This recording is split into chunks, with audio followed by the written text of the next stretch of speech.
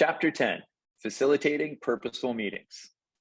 Thank you for joining me for my interview today with an educational influencer, where we look to broaden your perspectives on how you can more effectively facilitate purposeful meetings as a leader. Now, chapter 10 in my book is largely all about this chapter. I try to give guidance in terms of how you can be a good facilitator, but reading a book is one thing, learning from others is completely another and tends to be more effective. Hence the reason why I've invited Ewen Bailey in, because when we worked together at his time at Suzhou Singapore International School, when he was the director of teaching and learning, we focused on middle leadership development, and a key component of that was meeting facilitation.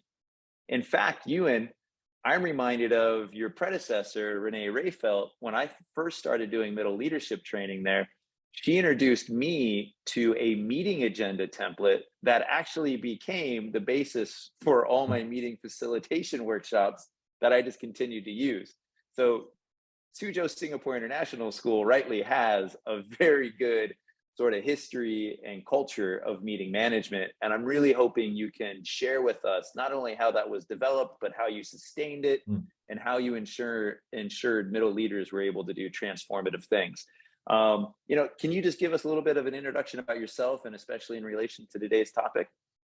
Yeah, thanks, Mike. As you said, I was the director of teaching and learning at SSIS in Suzhou. And I think it was a real strength of that school was the collaborative teams that we developed, not only within the senior leadership team, but with the middle leadership teams, all the way through to grade level and department teams. So throughout the school, we had effective collaboration that relied on good quality meeting management. That was what was at the heart of the collaboration in those teams. Yeah. So when we think about the importance of the work of a middle leader does, obviously a lot of it takes place in a meeting. But now, interestingly, when we think about how the pandemic might have changed all of that in terms of how people were meeting during the pandemic, they were forced to do more things online, collaborate using more sort of asynchronous tools. It kind of raises the question, for teams to be working efficiently and transformatively, do we still need meetings? And if so, why? Yeah, it's a fair question. And I think we all know that, bad meetings are a real drain on time and energy. And I think that the pandemic helped to highlight that and up people's games when it comes to the importance of people's time and ensuring that we use it effectively. So I think that the question of whether we need to meet, it's a matter of what kind of meeting are we talking about.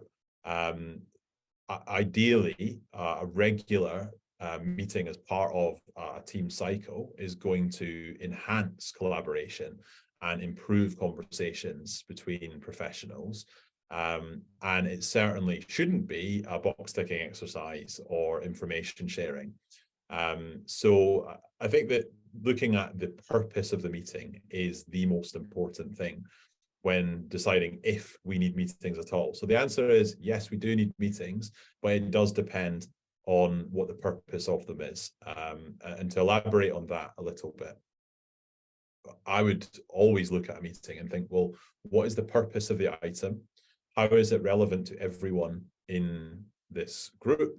Is there another format by which we could address this problem without bringing everyone together to talk about it? And I think that the effective meetings have agendas that are relevant to everyone, that address issues that are too complicated to be discussed by email or text message, or to run around the houses and speak to every person individually. And ultimately, it's about collaboration. It's about ensuring that people feel like they're part of something, that their voice is important, and that collectively, many different perspectives will produce better results and better ideas than us acting in silos and working individually in our own classrooms or our own offices. Yeah. So when we think about like what you just shared there, as a meeting leader, as a team leader, um, really what I hope our audience walks away from is this idea that every meeting, it's my responsibility as the team leader to reflect on its purpose. Does Mm. everybody have a reason to be in that meeting? If not, like you said, is there another way to unpack this information that doesn't require everybody together? And if Yeah. there is a reason to bring everybody together because it connects with them, then we want to make sure that that meeting is run in such a collaborative way that we really get to take advantage of hearing all voices, broaden our general perspectives, but also as a team move forward because we have a shared purpose for doing so. Yeah. Hence the reason coming back to that idea of purpose. And, Mm. in my book, I talk a lot about the difference between transactional and transformative. Transactional is a meeting where, hey, did you do that? Did you do this? Does anybody need help with that? All right, check, check, check. All right, guys, you can go.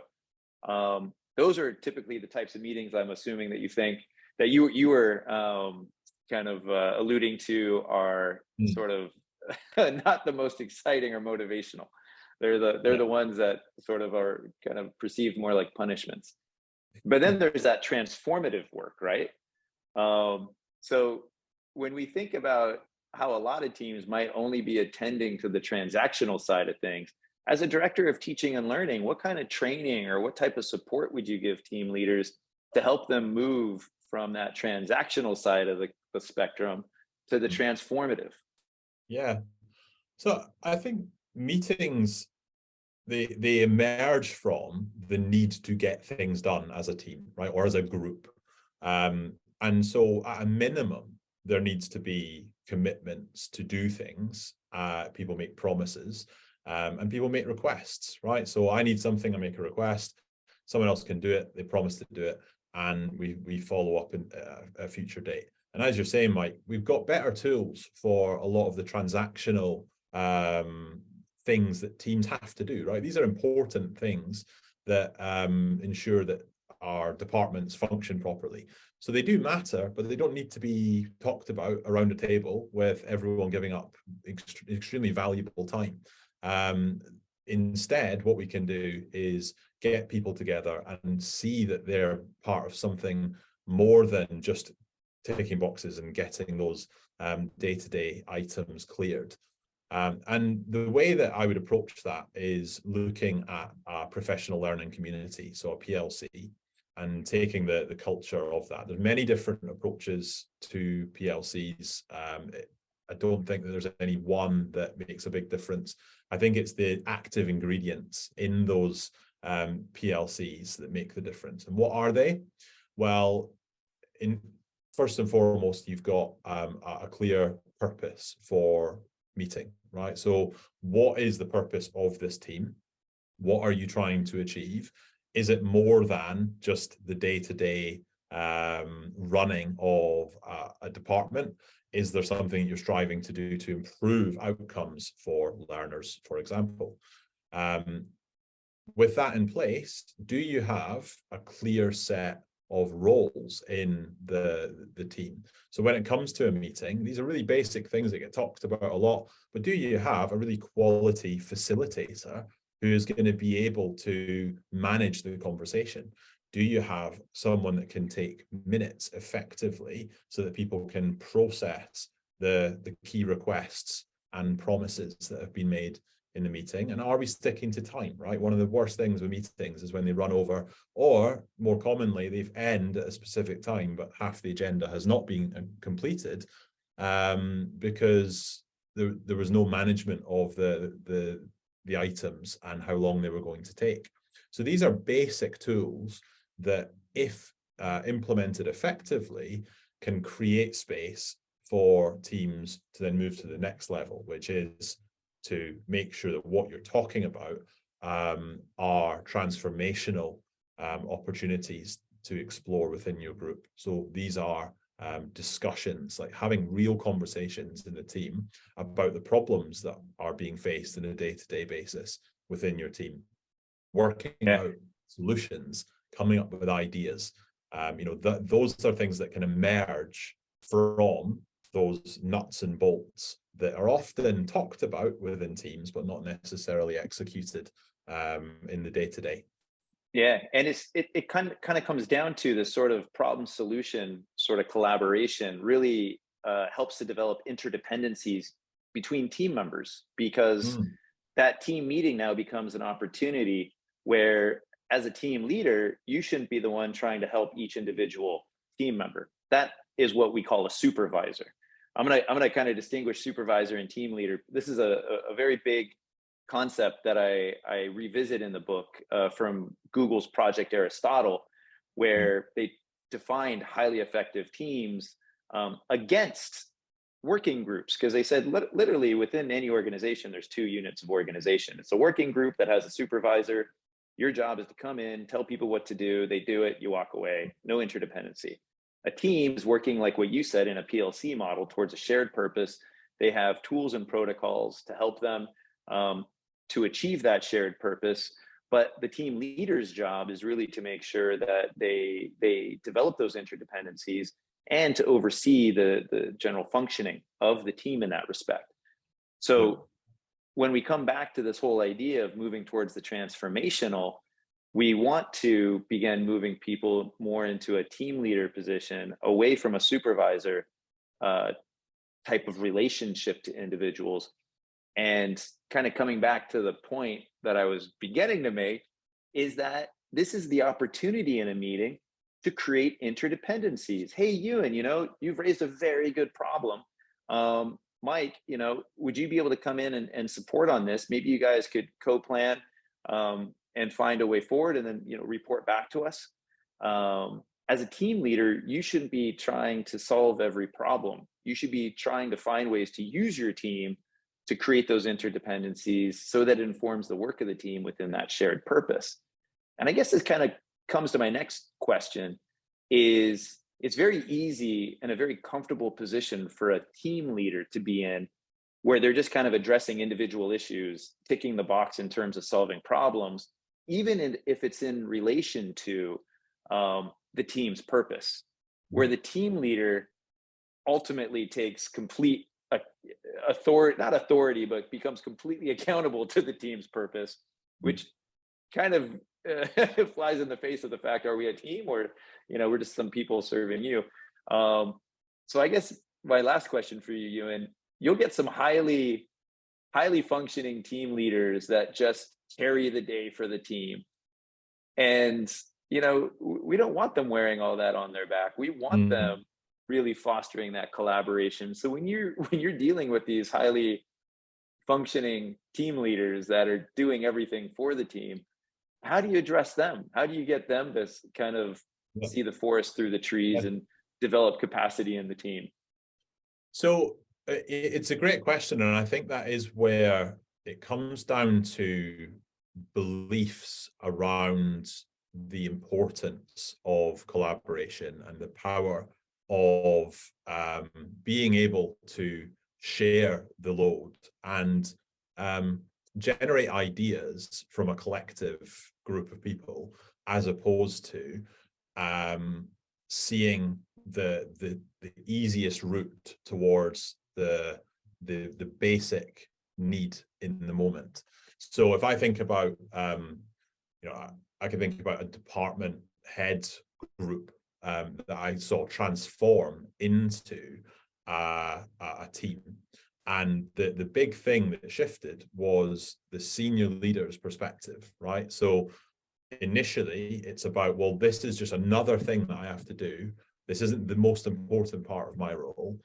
And actually, I can just tell this group what they need to know and get the information I need from them to make a decision and move on. Everyone should be happier with that. But of course, the department heads, they see themselves as leaders of their teams, and they have to be accountable to their team as well. And what happens in those situations is they become the middle guy, right? So there's stuff coming from the top. They don't own it. They just tell the next people along what they need to do. And when the people are not happy about that, they don't own that either, because it was someone else that told them to do it. And actually, by creating a collaborative team where the department heads feel like they have ownership over the decisions that are being made, they have input into that. They go and ask their teams what they think about things. It takes a bit longer. It does. Like it requires more time to make decisions, which I think most of the time is okay, right? Not always, but most of the time, that creates the space for people to be able to start taking ownership of decisions throughout the organization, so that someone that is working in a team with no responsibility is being asked for their perspective on things that are being decided at a senior level. And I think the more that you can start to have those messages going up and down the channels, and you can see the influence of your voice on decisions, then you start getting people involved. You start getting people seeing themselves as part of something greater than just their own classroom or their own small team in the organization. So I think it's shifting perspective at that level that's required. And I think when it does happen, it can have fantastic results. Yeah, that's actually a fantastic perspective in terms of, really helping develop, especially our heads of department that have really large teams, to seeing about getting more of that buy-in, being more patient with it, letting those plans or those objectives or those goals develop in such a way that they don't have to be driving it. They can develop the capacity within the team to have a team drive it. Their job is to ultimately oversee it, but they do still become accountable despite being in the middle. But there needs to be a conversation with senior leadership as well, saying, look, let me take this to the team. Let me build that buy-in. Otherwise, it's going to be me carrying it by myself. And that's not a team. So, and of course, most of that goes unsaid, right? Most of the time, these things, it's easier to just be passive about it. And it just all happens, but it doesn't necessarily get addressed. So I think that's where the power of collaboration comes in, is it addresses issues that would otherwise never be addressed. Yeah. And, ultimately that's the power of managing up as well. And this is where it begins. Really kind of when you manage up, you're stating that bigger purpose, that moral purpose, the big why of saying, hey, it's not just about doing this. Let's make sure it gets done as a team because it will be better. Can you give me some time on that to build consensus, come back to you and show you as a team how we'll do it. And actually, again, Ewan, I was just going to say, your perspective is, again, always appreciated, especially in terms of all your experience in developing teams. Thank you for joining today's conversation. Thanks for having me.